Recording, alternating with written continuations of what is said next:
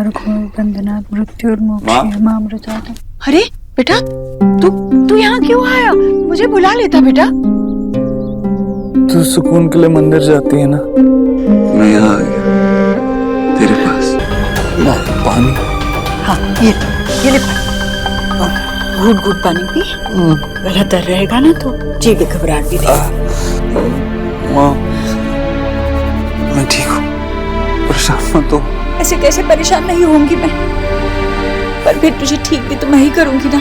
बस तू अपने बीवी को बोल दे कि वो मुझे बात बात पर रोके टोके ना। ये मैं पहली बार नहीं कर रही हूँ। ऐसे कई बुखारों को साथ में मिलकर भगाया है हमने, है ना? माँ उसे भी तो मेरी चिंता है ना। पता है मुझे, अब मैं अकेली नहीं जिसे तेरी परवाह है। माँ तुम मगर बस तू है। माँ पानी। भाई की तबीयत कैसी है? बुखार उतरा? देव नहीं, बस बहुत हो गया। ये घर में इलाज नहीं होगा, हम इसे अस्पताल ले जाएंगे अभी के अभी। सोनाक्षी तुम यहाँ बैठो, उसकी पट्टियाँ करती रहो। मैं भैया को बोलकर गाड़ी निकलवा लेती हूँ अभी के अभी। बैठो यहाँ। देव घाट बढ़ गया।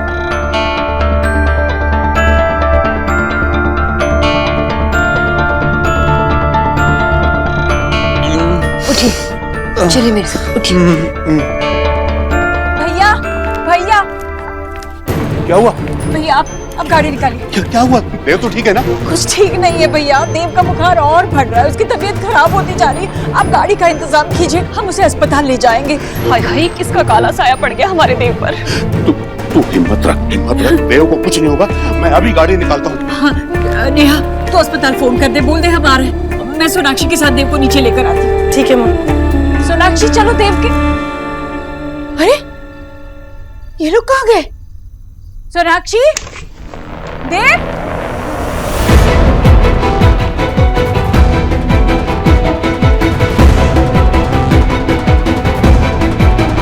हे भगवान, ये क्या किया तुमने? अरे ये तो कितना कपकपा रहा है। हाँ बुखार बहुत तेज था, इसलिए 5 मिनट के लिए ठंडे पानी के नीचे बैठा था। हटो तो हटो। कैसी कैसी चीजें करती हो तुम? मेरे बेटे को मार डालना चाहती हो क्या तुम? हाय कितना थप रहा है मेरा बेटा। पता नहीं ये तुम्हारी जिद है या बेवकूफी है। अरे ये करने से पहले इतना तो सोचती कि मेरा बेटा बुखार में तप रहा है। हाँ ये सब सोच के ही मैंने ये सब किया है ना। क्या ठंडे पानी से नहलाया? अगर इसे निमोनिया हो गया तो क्या करेंगे हम? जितना कहा उतना तो हुआ नहीं। माँ मेरी बात समझने की कोशिश कीजिए। टेम्परेचर कम करने के लिए ठंडे पानी से नहाना ये हेल्प करता है, और वैसे भी जब बुखार तेज हो जाता है तो हम ठंडे पानी से ही पट्टी करते हैं। हमें कोई चारा ही नहीं बचा था। बस सोनाक्षी बस, चारा कैसे नहीं बचाता? मैं तो अभी इसे अस्पताल ले जा रही थी, तुमसे तो 2 मिनट शांति से नहीं बैठा गया। हाय हाय, देव का थरथर कांप रहा है। जीजी इसके साथ ना आपको इसे अकेला छोड़ना ही नहीं चाहिए था। अब मुझसे या नेहा से कह देती, हम आ जाते। और वैसे भी आधी डॉक्टरी तो वही करती है जो इसे ठीक लगता है। बात को कहां से कहां लिए जा रहे हो तुम लोग? हाँ भाई, अरे देव की पत्नी है सोनाक्षी, ना देव की दुश्मन है और ना ही तेरी ईश्वरी। कभी तो बड़ों की बात मान लिया करो भाभी आप। मुझे पता है कि आप लोग सब देव के लिए परेशान हैं। आप लोगों को लगता होगा कि गलती मेरी है, मैंने गलत किया होगा, लेकिन ये सब हम देव के ठीक होने पर भी डिस्कस कर सकते हैं ना। अब देव डिस्टर्ब हो रहे हैं तो आप सब लोग चाहिए आराम कीजिए। माहौल में है ना इनका ख्याल रखने के लिए यहाँ। अब हम अपने भाई के पास रुक भी नहीं सकते क्या? ठीक ही तो कह रही है भाभी। भाभी आपको कुछ भी चाहिए होगा ना तो हमें प्लीज बता दीजिएगा। राधा रानी तू चल यहाँ से, चल यहाँ से। भैया आप कहाँ जा रहे हैं? इसे अस्पताल ले चलते तुरंत। ईश्वरी, नेहा और मेरी बात हो गई उनसे। डॉक्टर बहुत जल्दी यहाँ पहुँचने वाले। शुक्र है भगवान का। ईश्वरी चिंता मत कर, सब ठीक हो जाएगा। और देख अपने पैर का ध्यान रख। मरे मेरा पैर भैया, मैं तो कहती हूँ हम अभी के अभी देव को ना यहाँ से अस्पताल ले चलते हैं। और मेरी पैर के बारे में आप बिल्कुल चिंता मत कीजिए, मैं यहीं पे बैठी रहूंगी देव के साथ। अब जाइए भैया, अब मैं इसके सिरहाने बैठी रहूंगी, बच्चे को छोड़कर कहीं नहीं जाऊंगी। भाभी ने न जाने भाई का क्या हाल किया होगा। देव की चिंता करने के लिए इस घर में सबसे काबिल 2 लोग मौजूद हैं। इससे अलग एक बात और ध्यान से सुन लो तुम लोग। ईश्वरी ने कहा है कि कोई भी देव को ये नहीं बताएगा कि उसके पैर में चोट लगी है। इससे देव परेशान होगा और ईश्वरी ये बिल्कुल नहीं चाहती। देव को तो परेशानी से बचा लेंगे, लेकिन आपकी वो प्यारी बहू रानी, उसने जो कलेश मचा रखा है वहाँ पे, वो बहुत समझदार है सोनाक्षी राधा रानी। हाँ, कुछ ज्यादा ही समझदार लगती है। अरे कोई किसी को इतने तेज बुखार में ठंडे पानी से नहलाता है क्या? बेचारे बच्चे की जान लेने पर तुली हुई है।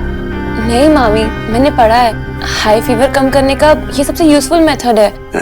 ठंडा पानी बॉडी के टेम्परेचर को नीचे लाता है और आजकल तो कई डॉक्टर्स ये रेकमेंड करने लगे हैं। ये सब नए नए एक्सपेरिमेंट्स ना लैब में ही अच्छे लगते हैं। क्या जरूरत थी भाई पे ट्राई करने की, और ऐसा रिस्क लेना ही क्यों? पर जब कोई डॉक्टर अप्रोचेबल ही नहीं था तो भाभी और क्या करती इसके अलावा?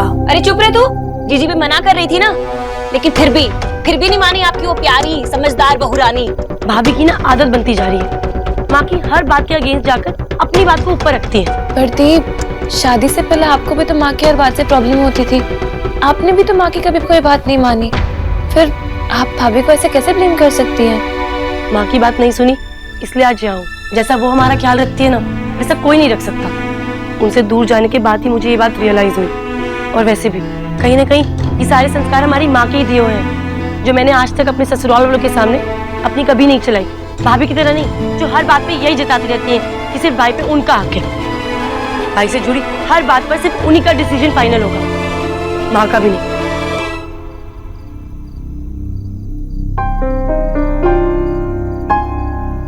आपने अच्छा किया जो फीवर चार्ट बना लिया doctor Bose, I mean doctor Dixit.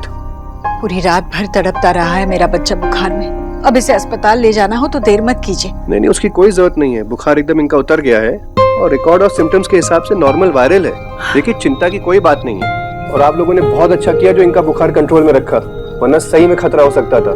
आगे बस ध्यान रखिएगा कि बुखार शूट अप ना करे। जी डॉक्टर साहब आप एक बार वो निमोनिया के लिए भी देख लीजिए। मेरी बहू है ना, उसने इतने तेज बुखार में इसे ठंडे पानी से नहलाया। मिसेस दीक्षित, इन्होंने जो किया बिल्कुल ठीक किया। डॉक्टर साहब, शायद आपने ठीक से सुना नहीं है। देव को इसे इतने तेज बुखार में ठंडे पानी से नहला दिया है और उसी वजह से आज इनकी तबीयत बेटर है। मिस्टर दीक्षित के केस में ठंडे पानी से नहलाने पे बॉडी का टेम्परेचर किसी मेडिसिन के रिएक्शन से भी ज्यादा जल्दी डाउन हो जाता है। निमोनिया का इलाज तो फिर हम कर लेते, लेकिन अगर ये तेज बुखार इनके सर पे चढ़ जाता तो ये कोमा में जा सकते थे। आप लोगों को थोड़ा थैंकफुल होना चाहिए कि आपके बीच कोई इतना समझदार है जिसने कदम उठाया। इस टाइम पर यहाँ आने के लिए बहुत बहुत धन्यवाद डॉक्टर साहब। नहीं, कोई बात नहीं, आप लोग ख्याल रखिएगा इनका, ठीक है? आइए, ये टेस्ट करा लीजिए। आइए।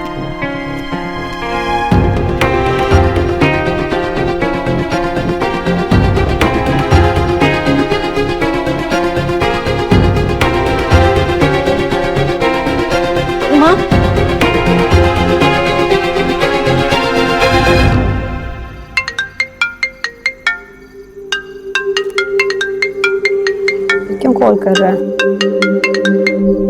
फोन उठा यार, फोन उठा एलिना।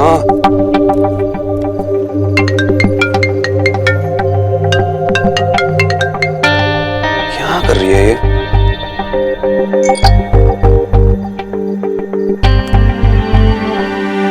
बस एक बार मिल ले एलिना, तुझे एक बहुत इंपॉर्टेंट बात बतानी है, फिर तुझे परेशान नहीं करूंगा, पक्का।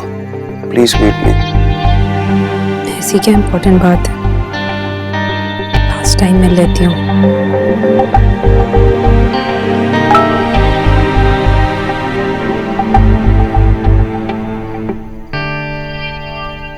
जीजी, आजकल की ये किताबी डॉक्टर, अरे इन्हें कहाँ कुछ पता है, पर आपको तो तजुर्बा है।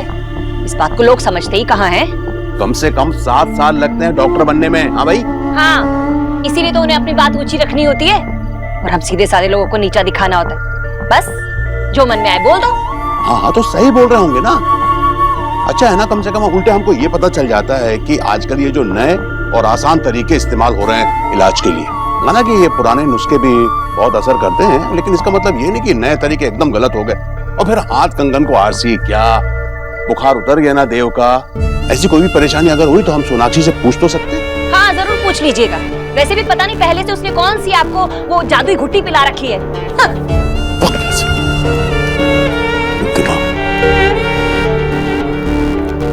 ईश्वरी, तू देव का भला चाहती है ना? हाँ भाई, तू भी तो ये चाहती थी ना कि उसका बुखार उतर जाए। सोना ने उतार दिया, फिर क्यों नाराज हो रही है? मैं नाराज नहीं हूँ भैया, मुझे तो बस किसी और बात की चिंता हो रही है। किस बात की? अगर मेरे देव की तबीयत और खराब हो गई होती तो अगर देव ने सोनाक्षी की बात ना मानकर मेरी बात मानी होती तो फिर छोड़िए, मैं थक गई हूँ, आराम करना चाहती हूँ। पता नहीं तू भी ना क्या क्या सोचती रहती है।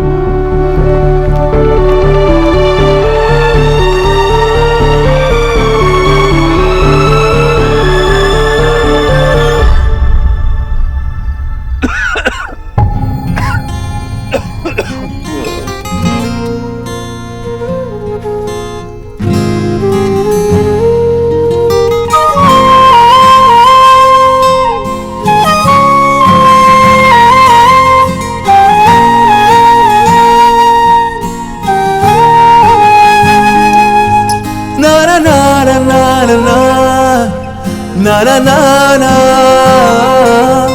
हो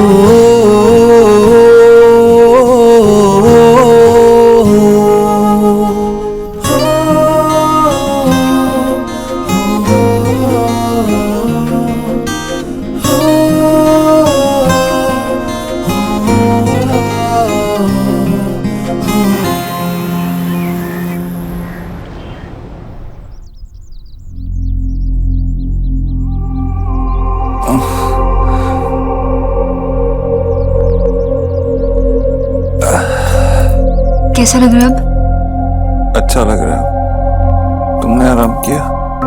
थैंक गॉड अब ठीक है। सब इतना घबरा गए थे, अब सब ठीक से आराम कर सकते हैं। ज्यादा तो मुझे याद नहीं, लेकिन हाँ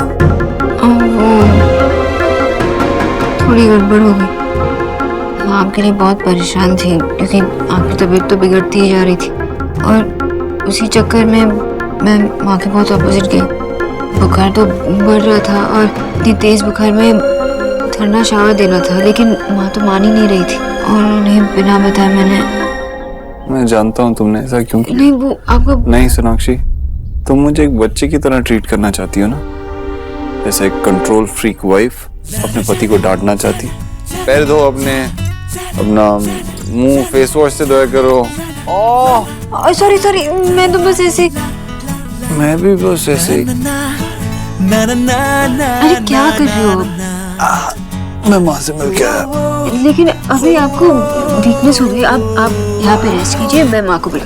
इट्स ओके सोनाक्षी, मैं ठीक हूँ, मैं चला जाऊंगा, अब मैं बेटर फील कर रहा हूँ।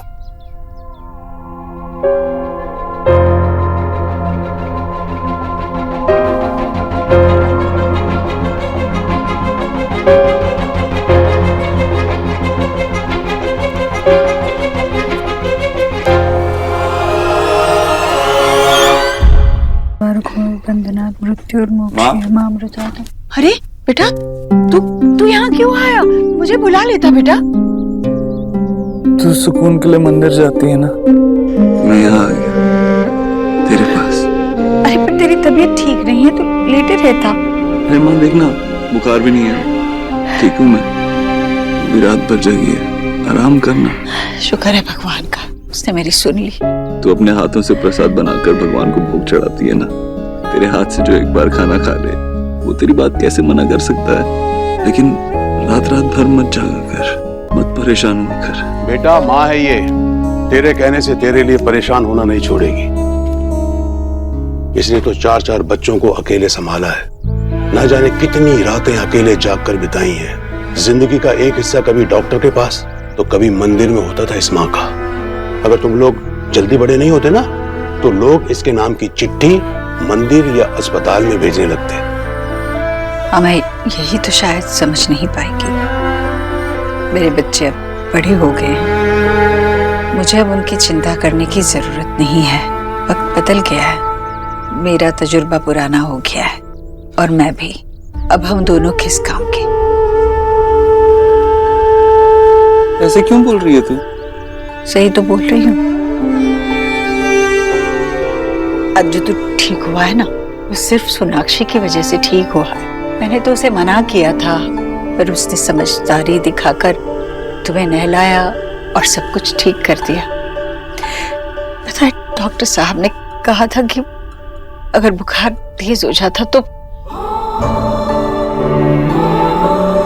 माँ तो अपने बच्चों को अपने आंचल से ढककर कड़ी धूप और धूल से बचाती है, पर मेरा आंचल तो तेरे हिस्से की हवा भी नहीं रोक पाया। कैसी माँ हूं मैं।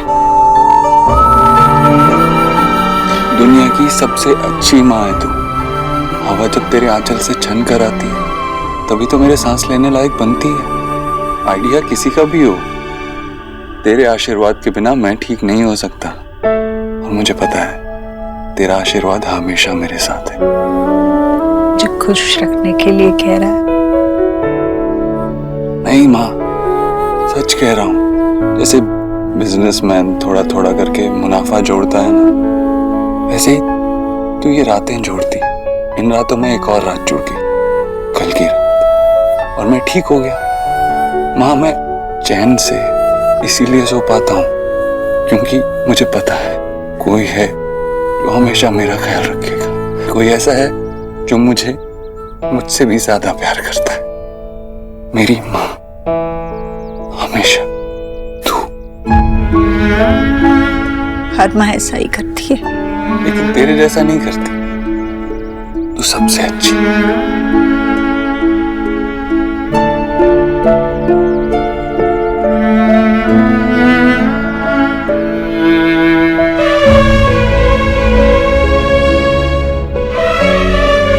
ये सब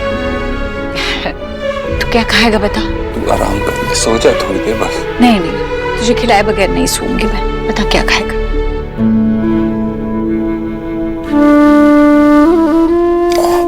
ठीक है फिर कचौरी बना दे, मुंह का स्वाद खराब हो रहा है। नहीं बेटा, अभी अभी तू बुखार से उठा है तू, अभी कचौरी नहीं खा सकता बेटा। तू बनाएगी तो कुछ नहीं होगा माँ। अरे तली हुई चीज कैसे खिलाऊं? बना दे कचौरी, मेरी कचौरी। ठीक है बनाऊंगी, पर एक ही खिलाऊंगी। ओके। अभी बनाती हूँ, तू आराम कर।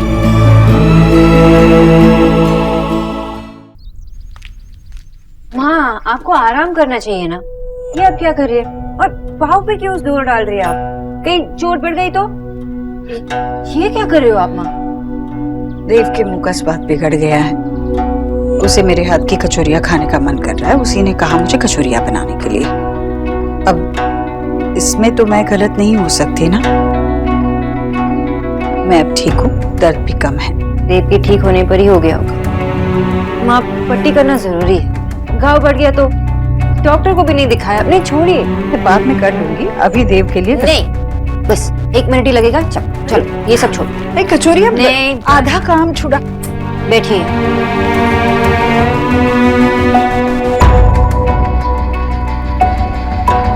सबकी परवाह करनी है आपको, बस खुद की परवाह नहीं करनी। ऐसा कैसे चलेगा? गलत है ना ये। पेट की कचौरी आधे घंटे तक रुक सकती है, लेकिन ये पट्टी नहीं। वैसे भी मैं आपकी सारी बातें कहाँ मानती हूँ, तो ये बात भी क्यों मानूं? अभी तो नहीं। जल्दी करो सोनाक्षी, मुझे देव के लिए कचौरी बनानी है। माँ, पेशेंस, 1 मिनट और लगेगा।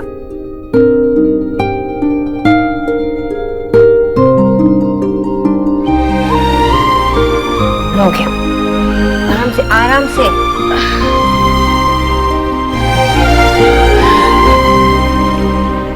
बस देव की तरह जिद्दी हो आप। ना, देव मेरा अंश है। बेटा माँ पर जाता है, माँ बेटे पर नहीं। देव मेरी तरह है। देव को आपके हाथ की कचौरियाँ बहुत पसंद है ना? काफी बार उन्होंने तारीफ की है। वैसे कुछ खास काम बचा नहीं है तो मैं तल देती हूँ माँ, आप जाके आराम कीजिए। नहीं सोनाक्षी, तुम मानो या ना मानो, कचौरी बनाना भी एक कला है। जिन लोगों को लगता है कि ये तलना वलना कोई खास काम नहीं है, उनसे अच्छी कचौरियाँ कभी नहीं बन सकेंगी। कचौरियाँ तलने के लिए तेल कितना गर्म होना चाहिए, आंच कितनी धीमी, कब तेज, ये सब देखना पड़ता है। कचौरियाँ मैं ही तलूंगी। तुम जाओ, देव के साथ बैठो। मैं जब कचौरियाँ बन जाएंगी तुम्हें बुलावा भेजूंगी।